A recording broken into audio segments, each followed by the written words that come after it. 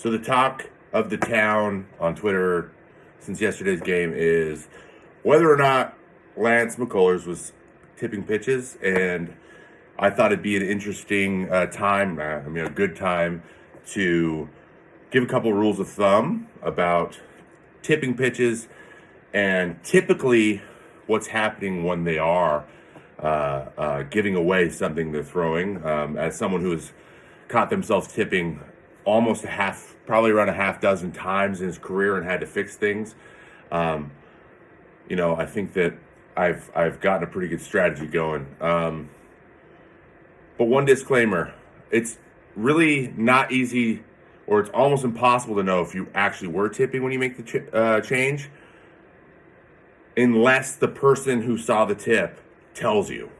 So a lot of times that's the next year. I had Torrey Hunter, had my curveball in 2014. When we were teammates 2015, he told me. So it's almost always having something to do with when the grip is changing to the pitch you want to throw. So if you start with a fastball, you switch to a slider, at some point you need to switch the ball to that grip in your glove. So some people go over their heads like Lance, as a timing mechanism and as an ability to kind of hide any wiggling or anything happening. So people like Ryan Dempster used to do the wiggle thing, did that because he would tip and he would fan his glove and he couldn't help it because of the way he grabbed his grips.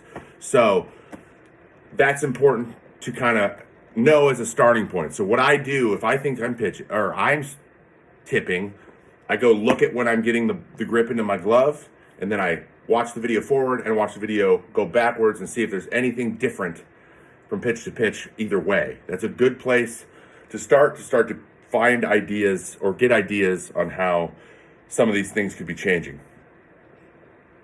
And the rule 2, the second thing you need to remember is hitting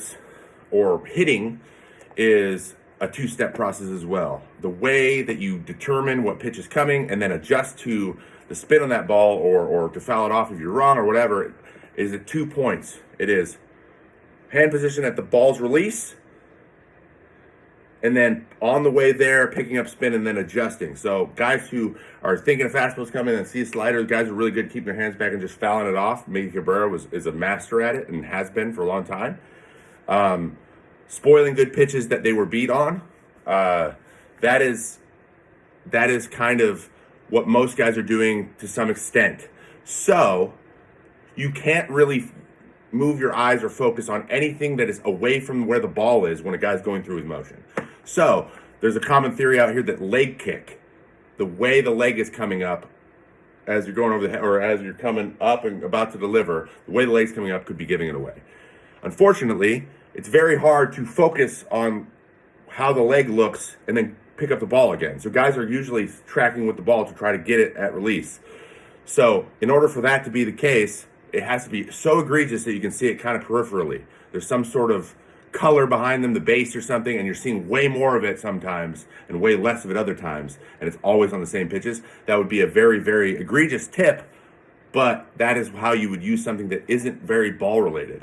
So what I think personally, and there's a chance there's no tipping at all. Again, there's no way to tell unless this person who saw the tip tells us straight up, or you go in the next time you pitch and you completely change those things and you get a little feedback, and which happened to me last year. I went from giving up 2 homers next time to be able to strike out the side. Had really good stuff, but I also hid my pitches from the tip that I thought I had. I still don't know for sure, but the evidence suggests otherwise, right? So what I think that the highest chance of a tip happening would be because Lance goes over his head, there's all this space between his head and his glove. And if this is different at any point for specific pitches, guys that are tracking where the ball is, that is in their direct vision. So noticing space is a very common way to do it. If that space is changing or the hands stay higher longer, so not only that, you see more space above. So you're seeing space between the head and you're seeing space above their glove to the batter's eye. If those things are way different, the relationship to where the head in terms of vertical or horizontal distance is way different, that is going to be something that not only you can pick up on easily, but you feel confident in acting on. So after watching a bunch of the videos, that did vary at times. Now, I don't know if it was varying like clearly every time. I don't think it was one of those times. I think that the Phillies got him a couple times, but if there was a tip, a couple of them could have also been because of a tip or something that they had enough information they were comfortable, and that could be, those two things combined could produce 5 home runs. But it just seems like, oh no, something was happening. World Series game, 5 homers is a lot, right? And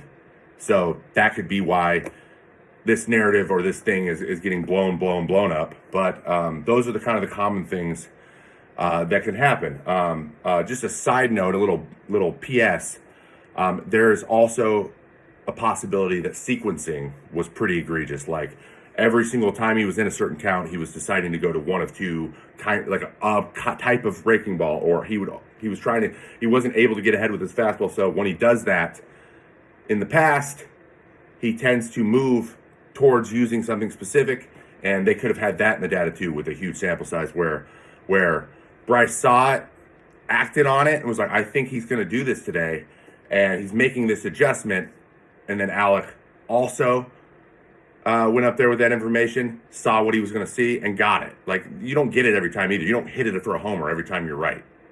So there is an element of like, also unlucky, they're hitting the ball really hard too, even though you're locating it well. But sometimes when you know it's coming and it's still located well, you get yourself out swinging a pitch that you shouldn't have swung at just because you knew it was coming. So both of those things combined with the Phillies also playing really well and putting really good swings of balls could have contributed to what happened. But if there is a tip, it's almost always the hands.